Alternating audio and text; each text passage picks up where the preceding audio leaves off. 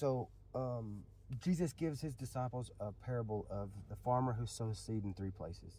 It says the first place he sows it is amongst on hard ground, so birds come down and eat all the seed. There's nothing left.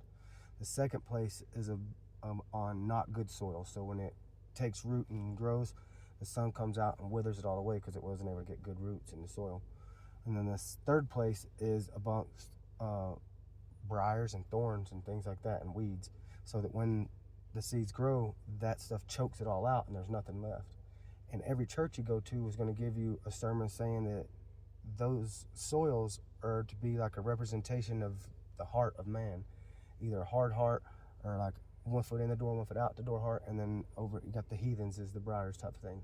Okay. But the next verse after giving that parable says, but some still falls on a very fertile soil to give a crop 60-fold what it usually grows. And then it says, those with ears to hear, let them hear, and eyes will see, let them see. And then later he gives another parable of a rich fool. It says he walks outside of his house one day and sees that his crops are 60-fold what they usually are. And his first thoughts are, I'm going to tear down my storehouses, build bigger ones so that I can hold all that I now have. Mm-hmm. And it says that the Spirit of God comes to him and says, you fool, I'm going to take your life from you tonight. And what are you going to do with everything you've stored away for yourself? Now, to me, those two parables are supposed to go together to get the true message. And it's that man was never a rich person, or else his storehouses would have already been big. He was rich in blessings of God. God had those birds that the farmer threw on hard seed or on hard ground. Those birds ate that seed and shit it on this dude's land.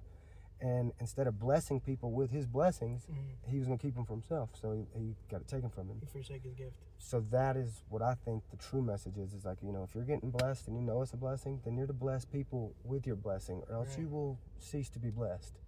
And I think that is like the true interpretation of those. I agree with that. And I've never heard it said like that in any church. And I grew up a Southern Baptist,